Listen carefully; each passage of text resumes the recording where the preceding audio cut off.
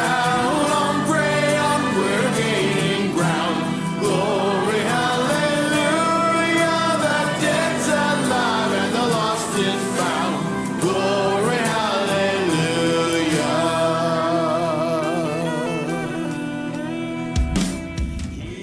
You've been doing some eschatology related stuff lately, especially on, I think you were talking about Edwards and Carey. Did you want to walk through Yeah. that a little bit before we get going? Yeah, sure. So a couple weeks ago we had a missions conference out here in Moscow, and I was assigned to do a biography of William Carey, which it was a little bit of biography, more of like a lessons from his life sort of thing.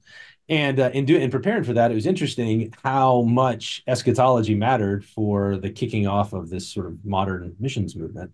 And so I just thought, since I'm coming on here, I thought, hey, let's talk about this. Absolutely. So basically, Carey wrote one book that was on the use of means in converting the heathen, and because that was a questionable thing, and in his days, should we use means or should we just trust God with it? There was a little bit of a hyper Calvinistic sort of error in the background at some level for that. But there was also an eschatology error in the background, which is really interesting.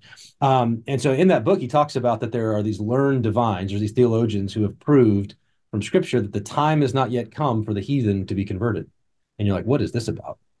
And Carey mentions a reference to Revelation 11 that the two witnesses have not yet been slain. And so you're like, what is happening right now? So you can do a little bit deep dive. And basically, all of those guys back then were post-mill. But they were golden age post-mill, which is a little different than the modern variety, right? Golden age post-mill was they weren't living in the millennium, but it was the last 1,000 years before Christ returned, and they could usher it in through various things and whatnot. And those guys tended to be historicists when it came to Revelation. So Revelation was basically like a church history answer key.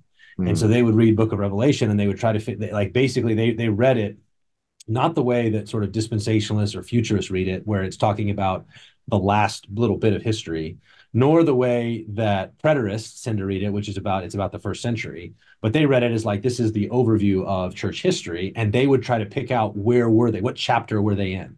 And so this is like the Pope is the Antichrist, and the Pope, so a lot of that kind of connection to the beasts and different things like that. Well, one of the things is in Revelation, you have the two witnesses who sort of rise up and testify, and then they're slain, and then they're raised.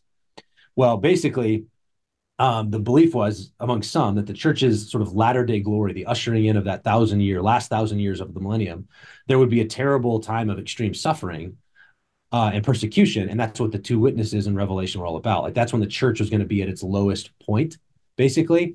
And the church would be like on its last legs, but then like God would raise it up, and then after that, then you could kick it into gear with like the conversion of the world, the post-mill stuff. So the interesting thing is what that did is for some guys, because they were historicists on Revelation, but they were post-mill golden age, they thought until the two witnesses are slain, it's no use to pray or to work for successful world evangelization, right? Because this was like the post-mill version of like train schedule eschatology, and they're like, that stop hasn't come yet. Yeah. And so until we get there, we can't do it. So it's really fascinating. So what's interesting is that Carey mentions this in his book. And he's getting it because 50 years before he wrote his in like 1792. Well, in the 1740s, Jonathan Edwards had written, he's post-mill, right?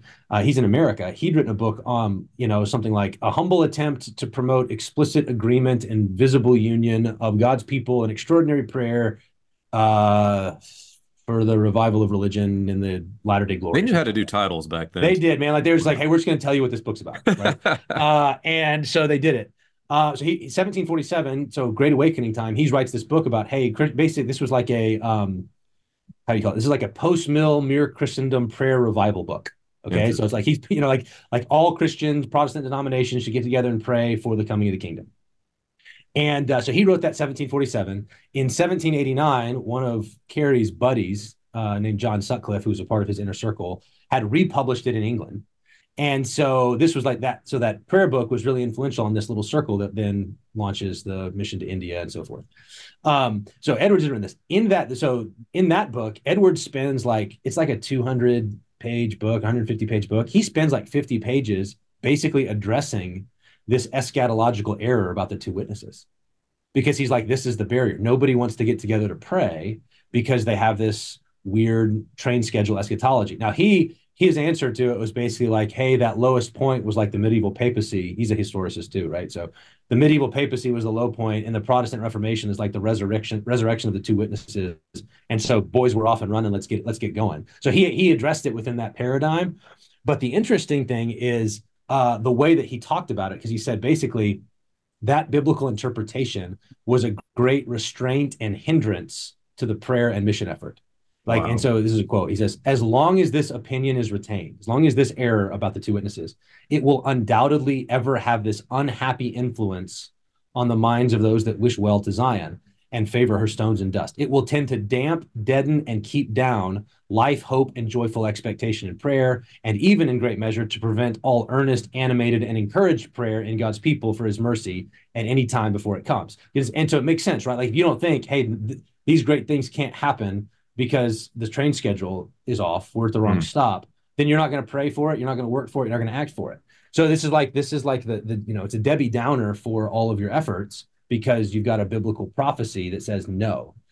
And so I thought this was a super interesting thing because while today not everybody, there's not there are post mills now, but it's not as widespread, right? The most common eschatology is premillennial. Then there's a lot of amillennials and stuff like that. But you have a similar kind of dynamic that comes into play, which is why some of you guys have this podcast, like eschatology matters. But I don't think it matters in the way that people often think, because I think like with the Christian nationalism discussion that everybody's having these days, or the Christendom discussion, everybody thinks like that's like fundamentally a post-mill thing. And so if they're not post-mill, they can kind of dismiss it. They're like, oh, the post-mills are doing their weird thing, and they can dismiss it.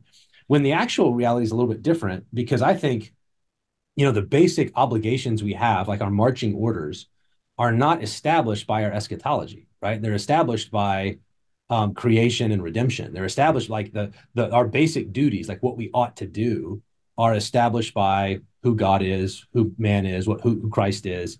Like every individual, every institution, the family, the church, and the state ought to acknowledge their maker. Like that has nothing to do with my eschatology. That's just baseline reality. Right. And everybody ought to obey him. All authority in heaven and earth has been given to Christ. He's the Lord of heaven and earth. Every person and every institution should obey. And your eschatology doesn't come into it.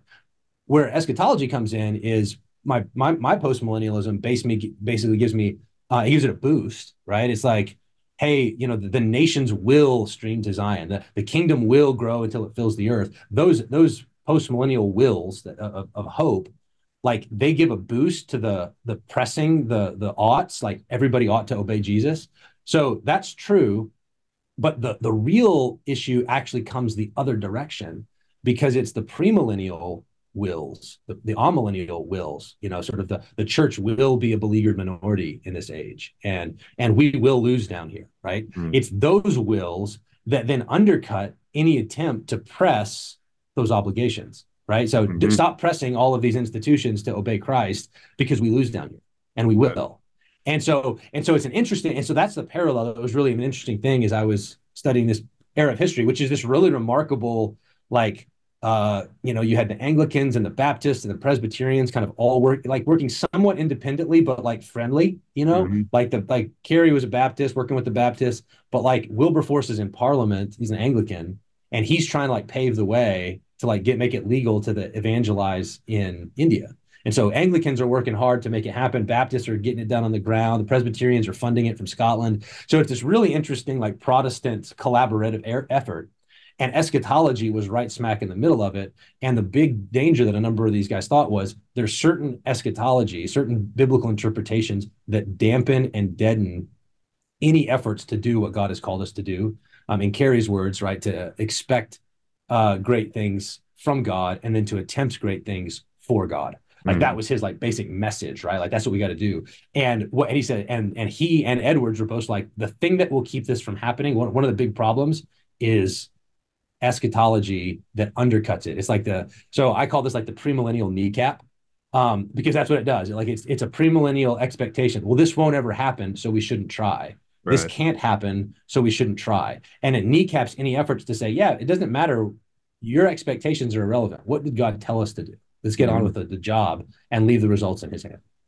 Oh no, that's super helpful. You're connecting a lot of dots too for me, because we riffed off of I can't remember when it was. It was in one of our recent pieces that we did, and we gave you credit. Don't worry. But like I was keying off Okay. that you pointed out creational oughts, I think is the phrase you used. Yes. I thought that was just Yes. so succinct.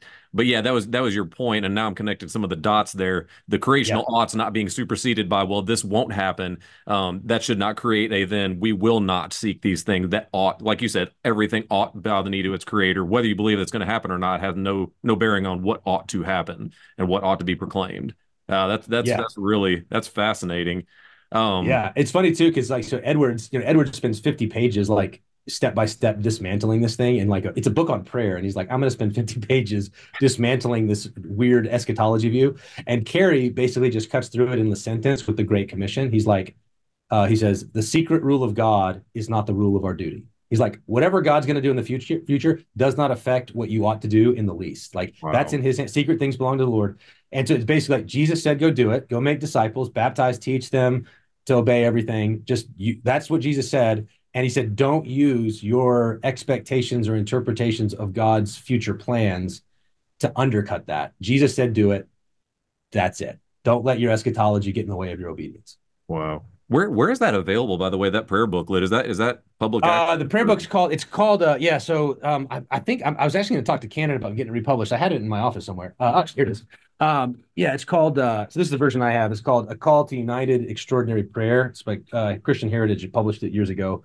You can find it in any of his works. The official title is A Humble Attempt, is the short title, because it's to promote prayer. But it was really influential as a kind of like because it was based on this kind of, again, Scottish prayer revivals, Welsh prayer revivals, which were going on there, and they would give accounts of like what God did when they stirred these people up to pray, and then that would circulate, and so it would inspire others to get together to pray.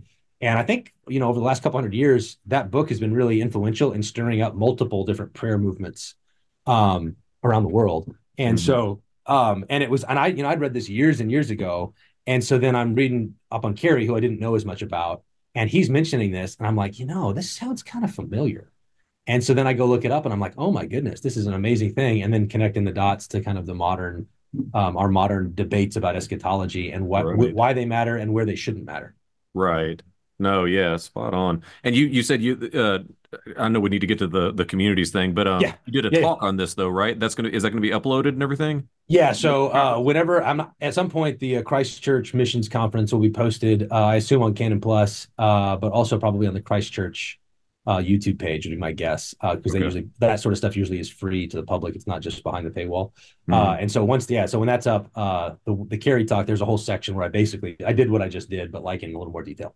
Perfect. Okay. No, that's super fascinating. And I'm appreciative of the creational odds. I feel like that's where these conversations go quite Yeah. frequently is this won't happen, therefore we ought not.